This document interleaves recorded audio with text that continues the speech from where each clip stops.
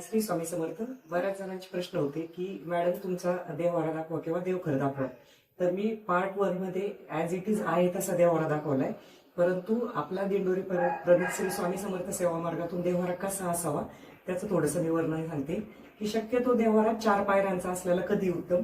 पण इथं जर तुम्ही पाहिलं तर 1, 2, 3 दुसरी आणि तिसऱ्या पायरीला आपल्याला एकत्रच दिसतंय जवळपास जागे अभावी.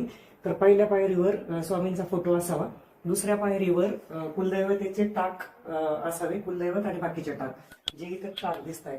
तिसऱ्या पायरीवर स्वामींची मूर्ती, बाळकृष्ण, अन्नपूर्णा, लक्ष्मी माता आणि पिंड आपली पाहिजे. आणि शेवटच्या पायरीवर म्हणजे 4थ्या पायरीवर आपल्या पितरांचा टाक असावा. पितरांचा टाक शक्यतो खाली दक्षिणेकडे तोंड करून ठेवलेला असावा. आणि जे यंत्र असतात आपल्या देवघरामध्ये तर ते जमिनीला समांतर असावे. म्हणजे आता इथं यंत्र आपलं जे आहे श्रीयंत्र ते उभट आहे, तर श्रीयंत्र आपण अशा प्रकारे ठेवलंय. त्याला कमळगठ्ठ्याची माळ लावलेली आपण की कमळगठ्ठ्याच्या माळेवर लक्ष्मी मातेचा जप केलेला लवकर फलदायी होतो. लक्ष्मी मातेला कमळगठ्ठ्याच्या माळेवर केलेला जप आवडतो. तर अशा प्रकारे शक्यतो 4 पायऱ्यांचं देवघर करा.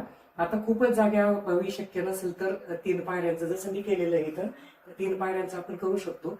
परंतु पितराचा टाक कुठल्याही परिस्थितीमध्ये देवांच्या टाकाबरोबर आपल्याला ठेवायचा नाहीये. आणि पार्ट 1 मध्ये मी माहिती सांगितलेली की आपल्या घरामधलं कोण पित्र म्हणजे कोणाची सासू नसेल, सासरे नसेल तर आपण तो पित्रांचा टाक पूजा करत असतो.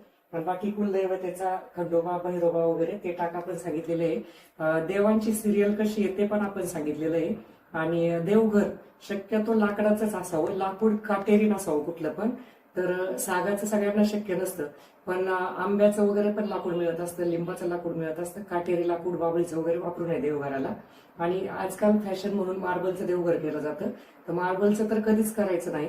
का तर आपला ईशान्य कोपरा जो असतो, ईशान्य म्हणजे ईश्वराची दिशा असते, ती दिशा आपल्याला हलकी ठेवायची असते. आणि मार्बल किंवा दगडाचं किंवा शोभेचं आपण जर जड देवघर ठेवलं तर आपली ईशान्य चढ होती. मग आपल्याला छातीचे, हृदयाचे आजार किंवा जसं आपल्याला छातीवर दडपण आल्यासारखं होतं तसंच देवघर ईशान्येला जर जड ठेवलं तर तसं होतं. तर अशा वेगवेगळ्या प्रश्नांची उत्तरं आपण इथून पुढे व्हिडिओच्या माध्यमातून देण्याचा प्रयत्न करणार आहे.